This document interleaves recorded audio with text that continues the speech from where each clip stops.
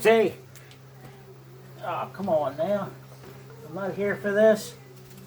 What? Let's make a video. Hey guys, it's a little awkward here. I got my phone, camera taped to a chair again. I have no idea if I'm in the right place or not. But if I'm not, you'll have to deal with it. I'm working on the 1925 Chrysler. The last video I had I was pulling the wheel off of it, and I was fighting the pullers. And of course I ran out of time on my phone, so it shut itself off right in the middle of it. But I had to change. I was using a 2-jaw puller, and I had to go to a 3-jaw puller.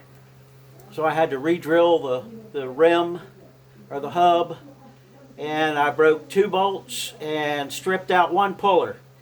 And finally I just tighten the puller up as tight as I could get it, and started laying heat to it, and it took about 45 minutes to get enough heat in that thing to pop the wheel. Boy, it did not want to come off. But yeah, it brakes. I'm going to take the brake band off and take the wheel cylinder off and see if I can save any of this stuff. I'm trying to avoid sending it out and having it really fixed, because there's some very small pits in it, and I'm going to see if I can do something about the very small pits, because I can always pull it down later on if it leaks too bad. I don't like doing things twice, but you know, for what it costs to get it done, you know, sending it out and getting new parts is right now everything is so astronomical. It's, you know, let's do the cheap version first, see if we can make that work, and if it doesn't, then we'll go with the big money stuff to get it fixed. But right now I'm gonna go ahead and pull this band off and all the business in the back. So we'll see, so I can get the wheel cylinder off. It's sort of a process you got to go through, because there's a whole bunch of stuff in the back here. You got to take the bleeder out to get to the bolts, and you know, it's just really sort of crazy. But let me get at it and start pulling it apart and see what we got.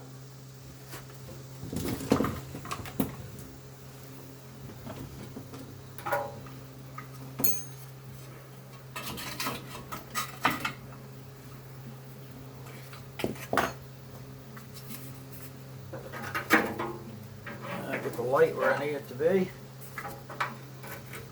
so I can deal with it there.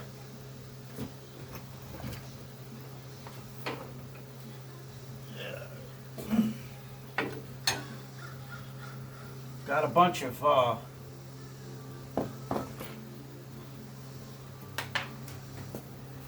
copper rings in the back that I got to be careful I don't lose. Jesus Christ, this stuff ain't been off in a short while.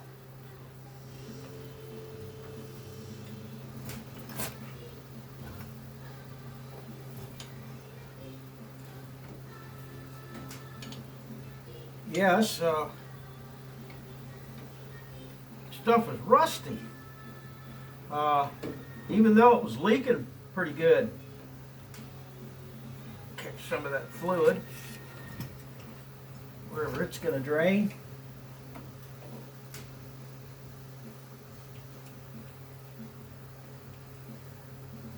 Well, that's one. Let's see if I can get it off without losing the copper washers.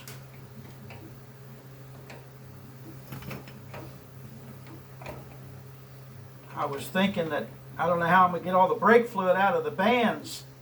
I don't know if the brake fluid dried up or what, but because this has been open for a short while. It's been 110 degrees in here, and right now it's not too awful terrible.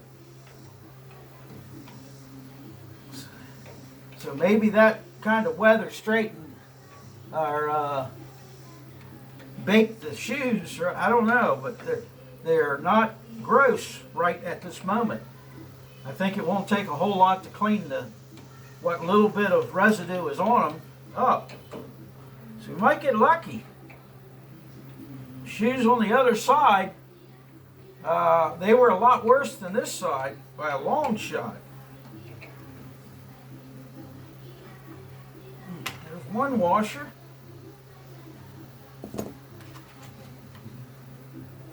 Yep, looks okay. I thought maybe it had a cut in it, had just some dirt on it. Wonder where all the brake fluid's going. The wheel cylinder on the other side, boy, it was like you took it and grabbed a handful of muddy water or something and threw inside of it. Yeah, I mean, it was horrible. I would have pulled these wheels off when I was doing the car, but I had a lot of trouble getting the wheels off, and the front ones weren't absolutely gross. So I figured, well, maybe the back ones would be okay if I bleed them a lot. I had no idea that it would be so packed with garbage. But I guess the front wheels are easy to get off, and maybe somebody else took them off and cleaned them one time, and they never got around to doing the back because they did not want to come off. Okay, there's the bolt that holds the brake line and the copper washer. Had two copper washers on that one. Somebody's been fooling with it a little bit. Well, that's the brake line.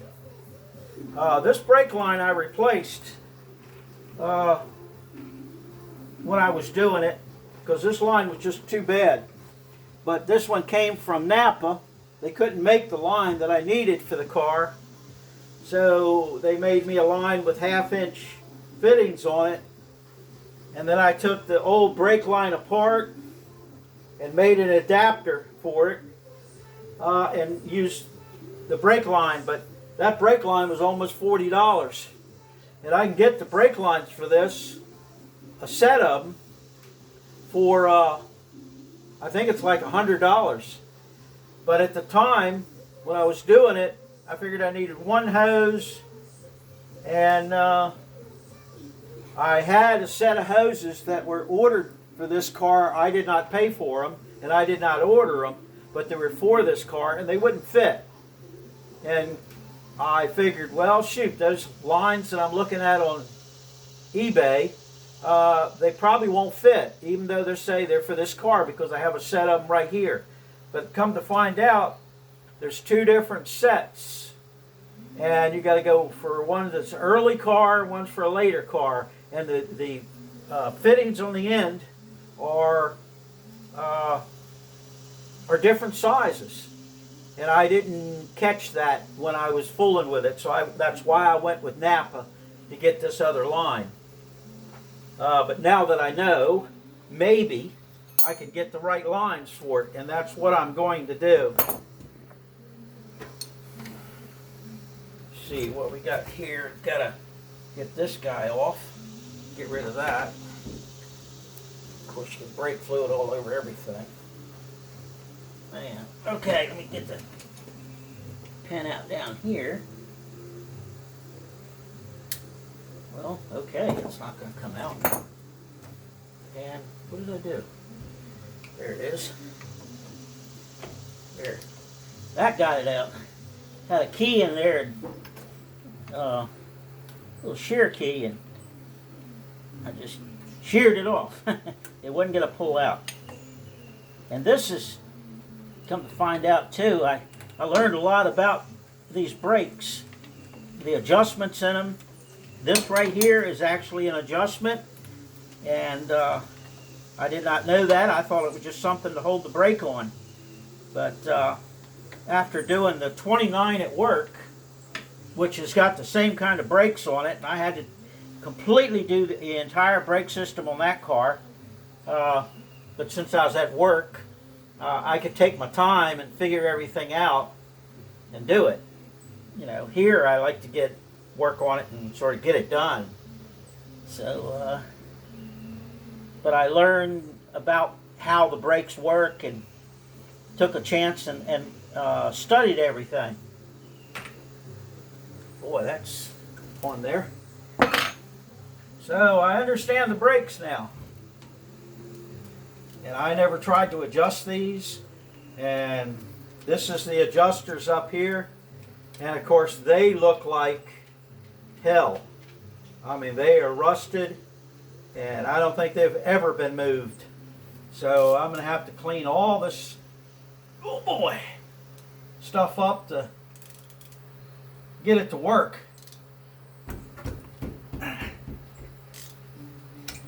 Yeah, there you go. And I could have done this when I was doing the car, but I was anxious to get her out to, I think there was a car show coming up, and it was just right down the road. And I figured no matter how bad it is, I could at least limp it down to the car show. So that was one of the reasons that things didn't get done like they should have been done. But I have been known to cut corners. Yeah, sometimes I do horrible things to cars just to get it out of the garage. Figure, yeah, I can always work on it twice. Oh, I see there's some of my drill bits stuck in the floor. 2 of them, matter of fact. Huh. Get something to dig those out. A little crack in the floor here, and I got 2 of my small drill bits in the crack. Huh. That's why I don't have any tools. Well, it's trying to come out. See if I can get this stuff out. The fun part's going to be trying to clean all this stuff up. Okay. Yeah, it's loose. Huh. There's oil, plenty of oil on everything. Might be brake fluid, but I'll show you when I take the wheel cylinder apart. Now this should just come right off. You know how that works. Yes, sir. There you go. Well, okay. There we go. That's it. Nothing to it.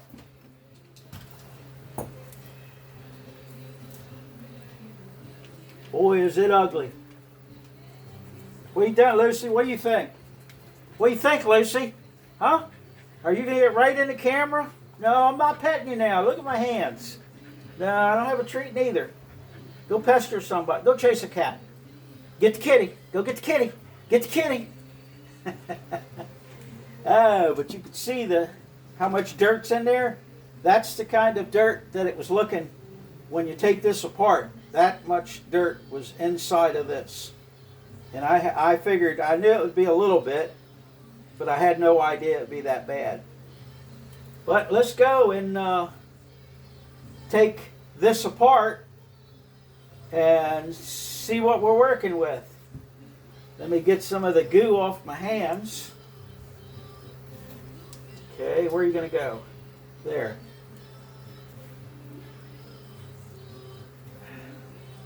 Oh man, this is nasty. All right. Oh God, man, it's hard to get up.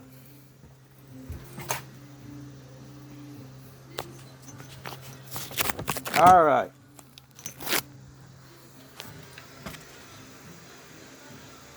Yeah, there you are. I know, this is about as crude as you could get as far as the camera goes.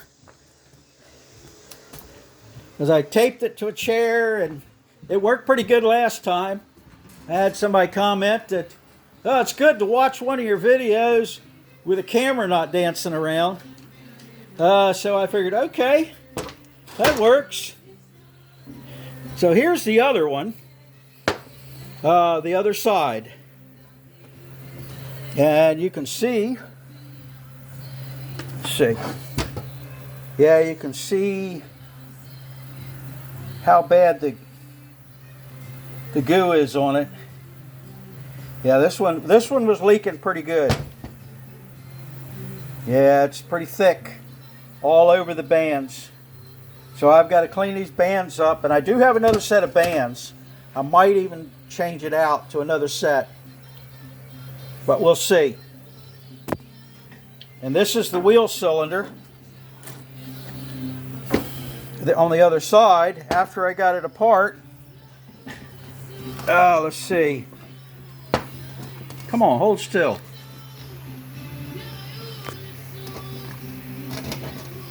I don't think I've had enough coffee yet. I don't have any way to, but it's hard to see. It's got like pits on the inside. They're very small. And I'm actually I think what I'm gonna do, now that I've honed the daylights out of it, and they're only seem to be in one little area, so I'm gonna try doing something really dumb, and I think I'm gonna sandblast it really good and clean it with acetone, and then I'm going to try putting some JB Weld in there very carefully in the pits.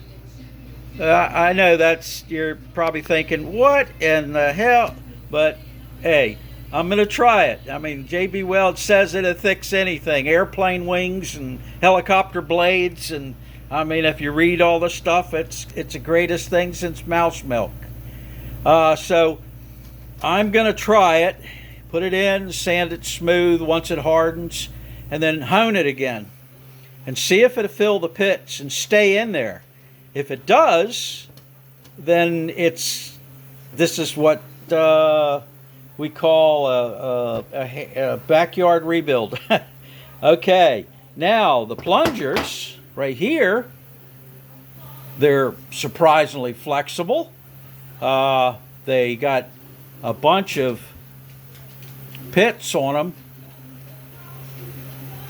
in here from the dirt. Yeah, you can just see them, but the leading edge out here is not bad. Right there it is, but I think that's where dirt got trapped. Oh boy. And of course you can see all the gorp I've got to clean out of them, but because they're still soft and they haven't swollen up, I'm going to try reusing them. Both of them are about the same. This one I didn't clean up yet, and you can see all the dirt that's still stuck to it. And the springs seem to be okay that are inside, the expansion springs. So I think I've got enough here that maybe I can make it work. And this is the rest of the parts. Very simple. Just a couple of springs. And these are the plungers that go. And the outside seals are sort of crazy.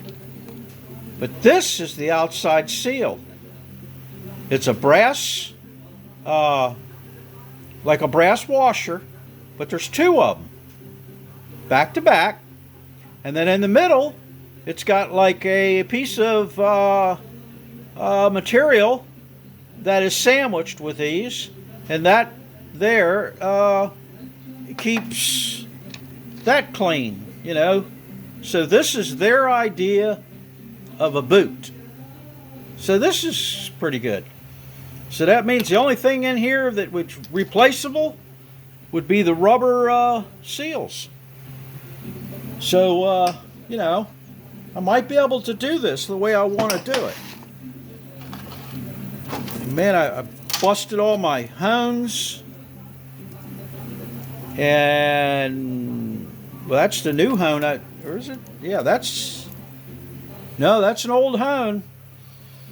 And I was gonna go and get ends for it, so I grabbed $40 and went on down there and I bought a new hone just in case, because I don't ask for prices like a dummy. And I got a set of extra pieces for it.